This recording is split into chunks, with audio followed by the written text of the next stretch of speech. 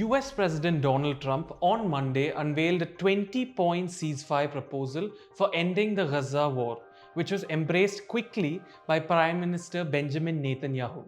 The Israeli Prime Minister, who was at the White House with Trump, called it a historic step towards achieving eternal peace in the Middle East.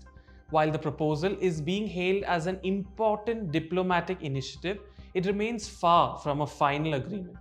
In fact, the plan is more of a framework for future negotiations than a comprehensive solution, and its multiple ambiguities could hinder its successful implementation.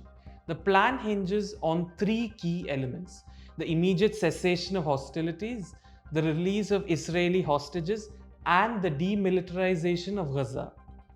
It specifically asks Hamas to release all 20 Israeli hostages and return the remains of over 24 others within 72 hours of Israel's acceptance of the plan.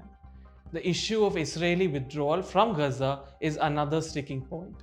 The plan assures that Israel will not occupy or annex the territory, but at the same time speaks about milestones and timeframes related to demilitarization.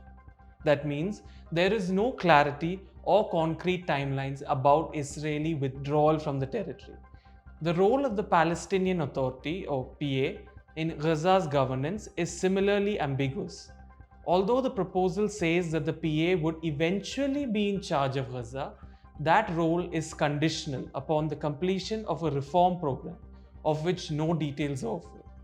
As far as Gaza's post-war governance is concerned, the plan proposes a temporary transitional governance led by a Palestinian committee of technocrats, which would be supervised by an international body called the Board of Peace, to be headed by Trump. Former British Prime Minister Tony Blair is mentioned as a potential member as well. The most contentious element of the proposal is perhaps its stand on Palestinian statehood. It says statehood is an aspiration of the Palestinians, which clearly falls short of a right.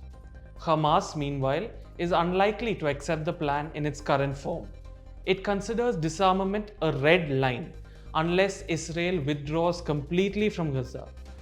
Given the deeply entrenched positions on both sides, the path to peace remains uncertain, and the proposal may be the first step in what could be a long and tortuous diplomatic process.